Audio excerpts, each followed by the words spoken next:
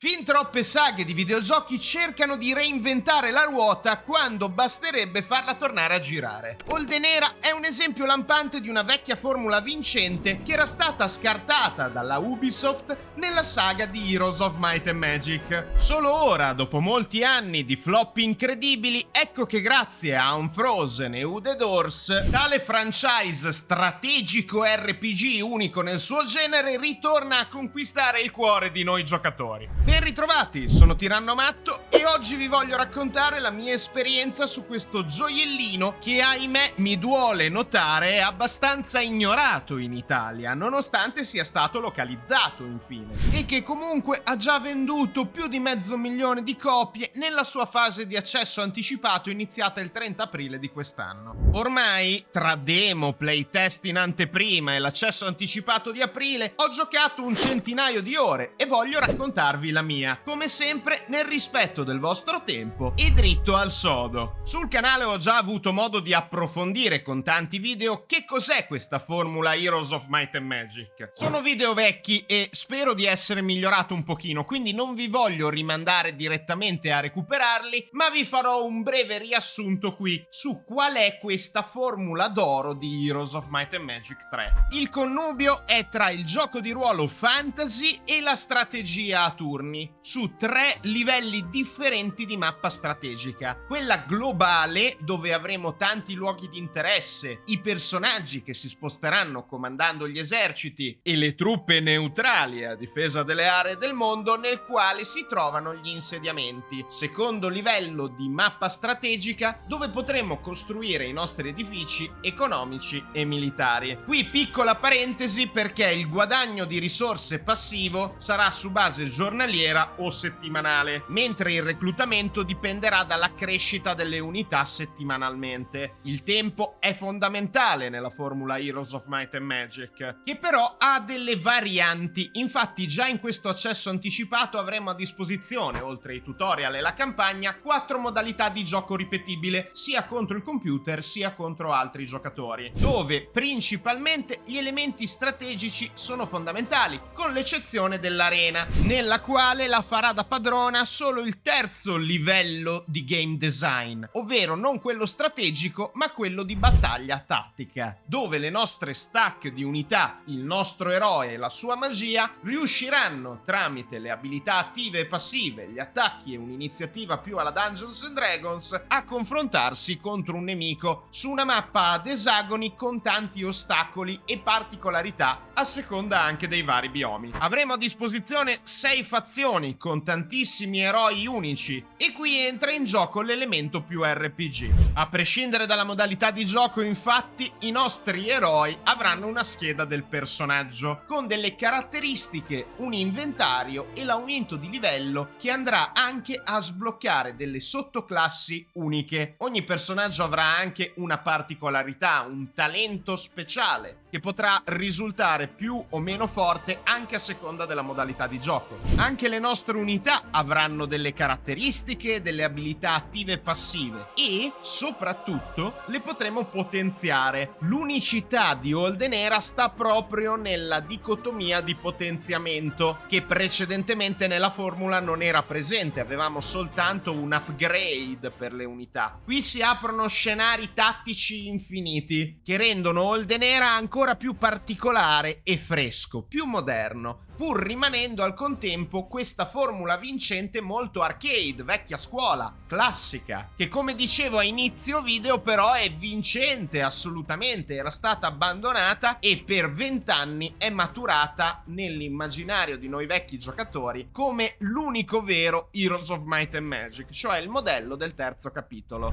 Attenzione però, è cruciale sottolineare che non è una pigra nostalgia, non è un riciclo, ma è una resurrezione di qualcosa che ha funzionato così tanto da essere diventato l'unico standard. Quindi scongelato dal passato, ma non un clone. Ha una sua anima, ha una sua evoluzione. Proprio perché siamo in accesso anticipato, è pieno di bug e problemi. Il primo fra tutti è sempre l'intelligenza artificiale, che nelle difficoltà più alte ha semplicemente dei bonus e bara a nastro, soprattutto nella campagna. Non reagisce in maniera omogenea e non costruisce un'economia reale, ma si basa sempre su modificatori e cheat che al giocatore non sono ovviamente disponibili. Al momento su Oldenera mancano ancora tanti elementi iconici del franchise, come per esempio l'underground, il sottosuolo, per non parlare di tante unità neutrali e luoghi di interesse. Però ritengo sia giusto condonare e perdonare questi problemi normali di un accesso anticipato, e al contempo voglio sottolineare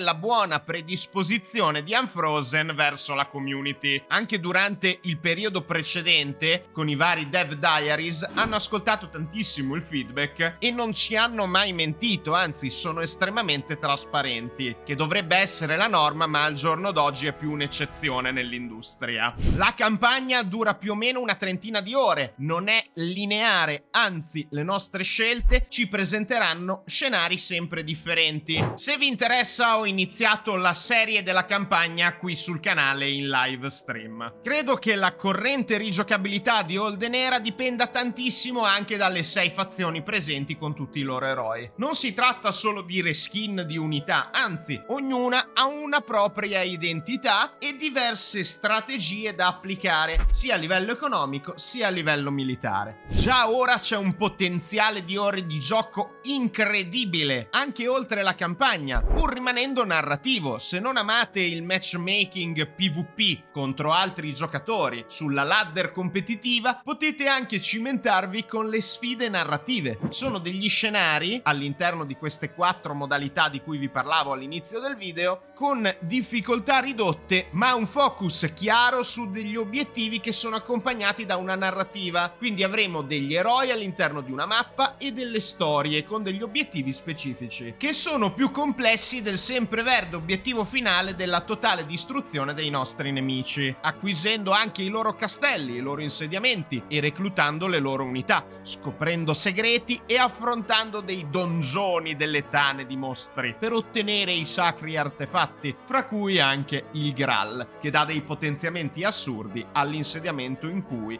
viene posizionato. E beh, dunque, dopo tutto quello che vi ho mostrato e raccontato, il mio giudizio non può essere che positivo. E voglio aggiungere pure che vi consiglio assolutamente di recuperare una chiave di gioco. Potete trovare Oldenera in accesso anticipato un po' dovunque, oltre che su Steam, tra i 20 e i 29 euro. Se siete anche solo curiosi di un gioco di strategia che è meno impegnativo, è localizzato ed è più amichevole di tanti altri, io non posso che sottolineare Oldenera. È un'ottima occasione. Se siete dei nostalgici, dei vecchiardi come me, cresciuti con Heroes of Might and Magic e altri strategici, cosa state aspettando? Forse non vi piace lo stile grafico, forse non vi piace l'ambientazione troppo high fantasy, però io vi dico provate a dargli una possibilità, perché in un mondo in cui ci servono veramente dei giochi nemmeno finiti a 60-80 euro, manco localizzati in lingua italiana, un gioiellino come Oldenera merita davvero il nostro supporto.